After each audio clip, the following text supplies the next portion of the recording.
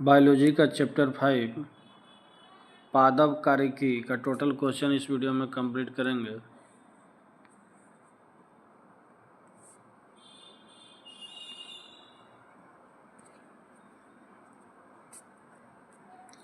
Question number 1, परासरण osmosis निम्नलिखित में से किस माध्यम से होकर जल अणुओं के गुजरने की प्रक्रिया है? अर्ध पारगम्य झिल्ली से होकर उच्च सांद्रता से निम्न सांद्रता की ओर।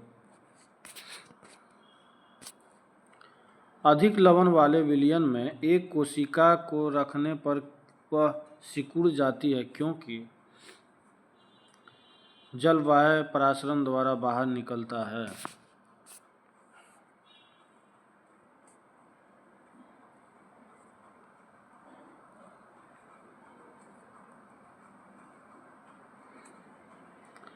यदि एक कोशिका आकार में न्यूनीकृत होती है जब यह एक विलयन में सब रख दी जाती है तो ऐसा विलयन होता है हाइपरटोनिक। एक कोशिका आयतन में बढ़ती है जब यह रखी जाती है एक अल्पप्रवासी विलयन में। बीज फूलते हैं जब जल में रखे जाते हैं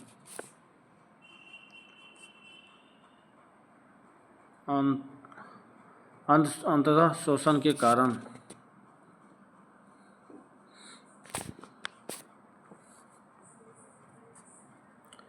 लकड़ी के बने दरवाजे का वर्षा ऋतु में फूलना होता है अंततः शोषण के कारण।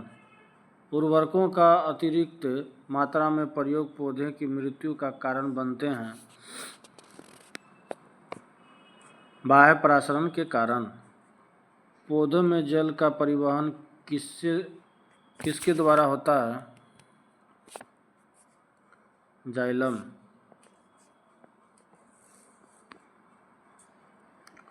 भूमि में पौधों की जड़ों के लिए उपलब्ध जल होता है केशिका जल। पौधों की वृद्धि के लिए कितने आवश्यक तत्वों की जरूरत होती है? 16। पौधे के द्वारा ली जाने वाली नेत्रजन का रूप है नाइट्रेट। निम्नलिखित में से कौन नाइट्रोजन यौगिकीकरण पादप है? नीचे दिए कोड का प्रयोग कर सही उत्तर चुनिए।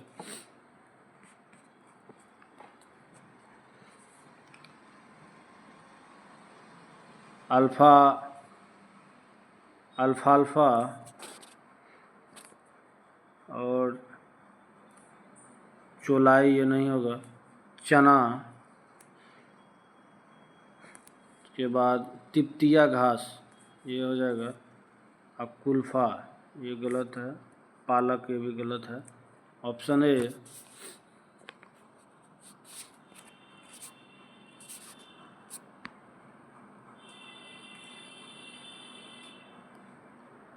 पानी मिट्टियों से जड़ों में जिस भौतिक प्रक्रिया द्वारा गुजरता है उसे कहा जाता है परासरण। पौधों में वाष्पोत्सर्जन किसकी प्रक्रिया है? जलहानि। पौधे किस प्रक्रिया के द्वारा हवा में पानी छोड़ते हैं? वाष्पोत्सर्जन।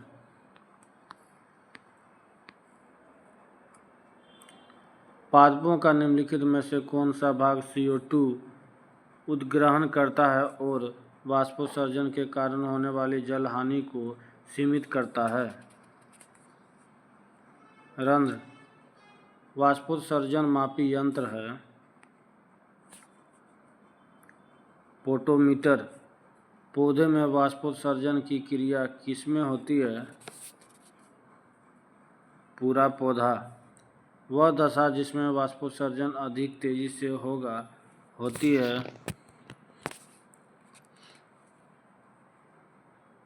निम्न नमी व उच्च तापमान। पत्तियों के दो मुख्य कार्य होते हैं प्रकाश संश्लेषण व वाष्पोत्सर्जन। एक सपोषी जीव को कार्बन और ऊर्जा आवश्यकताओं को डैश द्वारा पूरा किया जाता है। प्रकाश संश्लेषण पौधे व पेड़ का खाना तैयार करने की प्रक्रिया कहलाती है। फोटोसिंथेसिस सर्वाधिक प्रकाश संश्लेषी क्रियाकलाप कहाँ चलता है? प्रकाश के नीले व लाल क्षेत्र में। निम्न में से कौन सा ऊर्जा रूपांतरण प्रकाश संश्लेषण नामक प्रक्रिया में होता है? प्रकाश ऊर्जा से रासायनिक ऊर्जा। किस क्रिया के फलस्वरूप पौधे में ऑक्सीजन का निकास एवं कार्बन डाइऑक्साइड का अवशोषण होता है? प्रकाश संश्लेषण। प्रकाश संश्लेषण के लिए किसकी जरूरत होती है? इनमें से सभी। प्रकाश संश्लेषण की क्रिया में क्या बाहर निकलता है?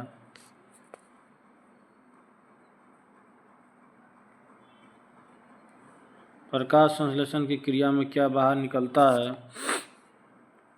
ऑक्सीजन। निम्नलिखित में से कौन सा कथन असत्य है? प्रकाश संश्लेषण में ऑक्सीजन का उपयोग होता है। प्रकाश संश्लेषण की प्रक्रिया का प्रथम चरण होता है सूर्य के प्रकाश द्वारा क्लोरोफिल का उत्तेजन। प्रकाश संश्लेषण की दर सबसे अधिक होती है लाल रंग के प्रकाश में। प्रकाश संश्लेषण की दर सबसे कम होती है बैंगनी रंग के प्रकाश में।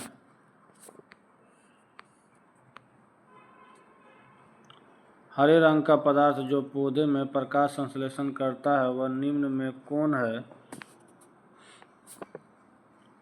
क्लोरोफिल। प्रकाश संश्लेषण होता है केवल दिन में। प्रकाश संश्लेषण के लिए कौन सी गैस आवश्यक है? Carbon dioxide CO2। प्रकाश संश्लेषण की क्रिया पौधे के किस भाग में सर्वाधिक होती है? पत्ती में। प्रकाश संश्लेषण का अंतिम उत्पाद है कार्बोहाइड्रेट। प्रकाश संश्लेषण में पर्णहरित की भूमिका है प्रकाश का अवशोषण। प्रकाश संश्लेषण में पौधे कौन सी गैस का अवशोषण करते हैं? CO2 carbon dioxide. प्रकाश संश्लेषण प्रक्रिया के लिए निम्न में से किसकी उपस्थिति आवश्यक नहीं है? ऑक्सीजन। प्रकाश संश्लेषण के समय निकलने वाली गैस का क्या नाम है? ऑक्सीजन। ऑक्सीजन जो प्रकाश संश्लेषण से उत्पन्न होती है आती है जल से। प्रकाश संश्लेषण होता है क्लोरोप्लास्ट में।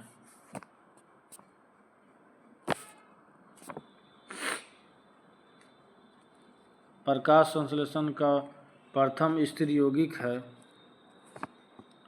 ग्लूकोज।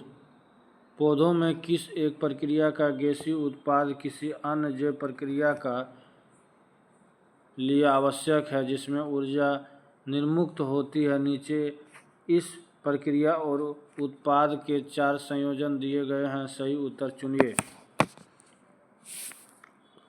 प्रकाश संश्लेषण और ऑक्सीजन।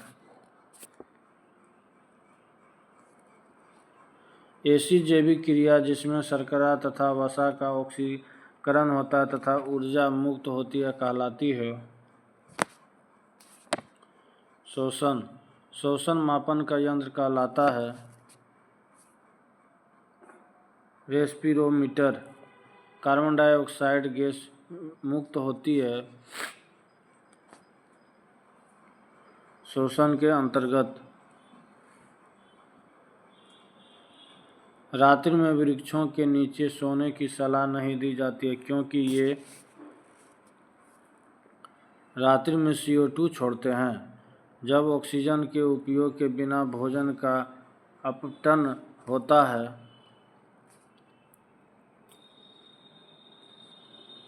अवायवीय श्वसन।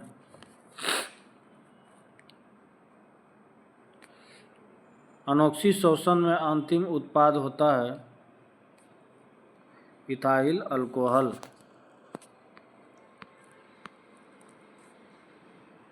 ऑक्सी श्वसन का अंतिम उत्पाद होता है CO2 तथा जल, कार्बन डाइऑक्साइड तथा जल। भूमि में अधिक गहराई पर बोए गए बीज प्रायः अंकुरित नहीं होते हैं क्योंकि इन्हें वायु नहीं मिल पाती है। कोशिका के भीतर श्वसन का केंद्र होता है माइटोकॉन्ड्रिया। ग्लाइकोलिसिस का अंतिम उत्पाद होता है पाइरुविक अम्ल। हार्मोन के संबंध में निम्न में से कौन सा कथन सही है? उपयुक्त सभी कथन सही है। यह एक विशेष कार्बनिक यौगिक है जो लघु मात्रा में वृद्धि और उपापचयी क्रियाओं को प्रभावित एवं नियंत्रित करते हैं। इन्हें वृद्धि नियंत्रण पदार्थ भी कहते हैं। इनका प्रभाव विभिन्न सांद्रता और विभिन्न अंगों पर अलग अलग पड़ता है। निम्न में से कौन सा पादप हार्मोन है? साइटोकाइनिन।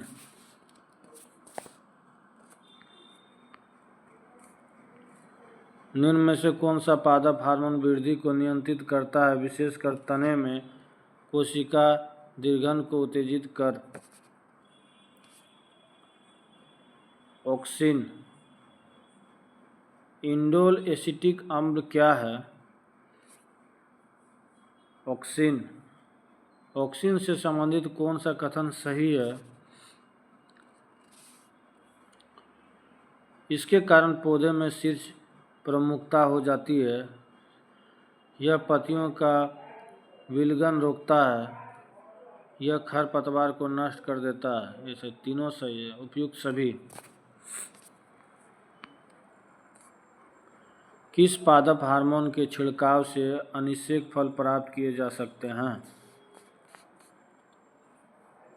ऑक्सिन। निम्नलिखित में से कौन सा हार्मोन पादप कोशिकाओं को इस प्रकार बढ़ने के लिए प्रेरित करता है जिसमें पादप प्रकाश की ओर मुड़ा हुआ प्रतीत होता है? ऑक्सिन। एक छात्रा पौधे में कोशिका विभाजन की वृद्धि के संबंध में एक प्रयोग कर रही थी। उसने इसके लिए अपने पर्यवेक्षक से विशिष्ट पादप हार्मोन का सुझाव देना को कहा। यदि आप उसके पर्यवेक्षक होते तो आप कौन से पादप हार्मोन का सुझाव देते? साइटोकाइनिन। निम्नलिखित में से कौन सा पादप हार्मोन बीजों को सुषुप्तावस्था में रखता है तथा पत्तियों के विलयन में मुख्य भूमिका निभाता है? Abscisic acid. निम्नलिखित में से कौन सा एक प्राकृतिक फल पकाने वाला हार्मोन है? एथिलीन। प्रकाशानुवर्ती संचलन किसके द्वारा नियंत्रित किया जाता है? ऑक्सिन।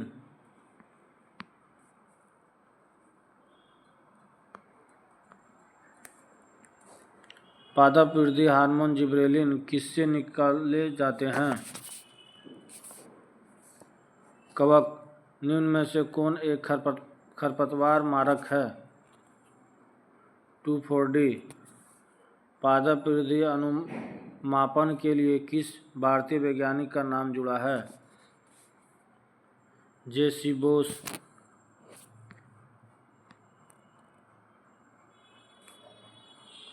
निम्न में से किस पेड़ को अपनी वृद्धि के लिए सर्वाधिक मात्रा में जल आवश्यक होती है? यूकलिप्टस। ऑक्सेनोमीटर का प्रयोग करते हैं। ऊर्जा ह्रास की दर मापने में। पौधे में वृद्धि होती है।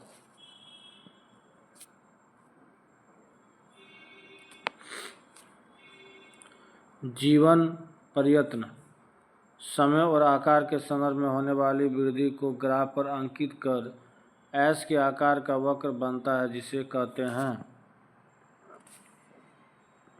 सिग्माइक वक्र।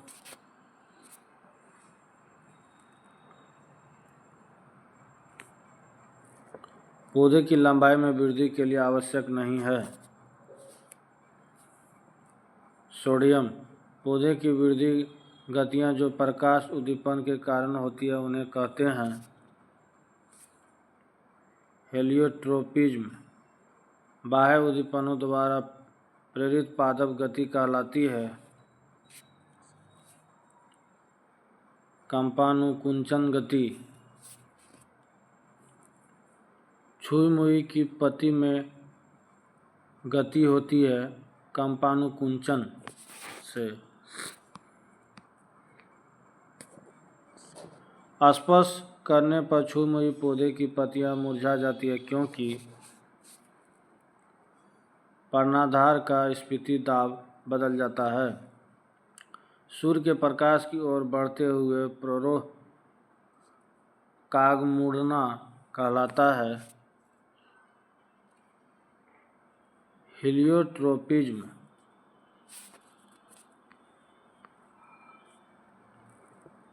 किसी आधार के चारों ओर मटर के प्रतान का लिपटना एक अच्छा उदाहरण है स्पर्शानुवर्तन का।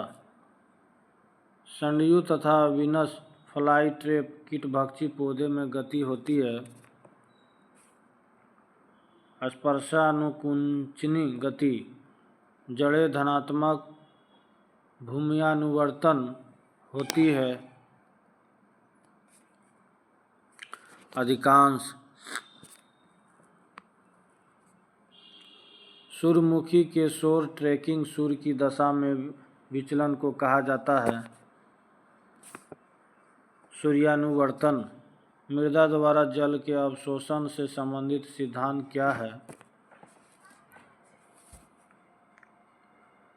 केशिका क्रिया पौधे में पत्ते के पृष्ठ पर पाए जाने वाले लघु छिद्रों का नाम है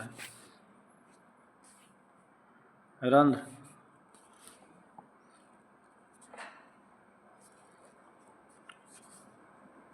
बोने पौधे को किसके अनुप्रयोग से लंबा किया जा सकता है? जिब्रेलिन्स। लास्ट क्वेश्चन है, पशुओं में हेमोग्लोबिन के सदृश पौधे में कौन सा अणु होता है? क्लोरोफिल।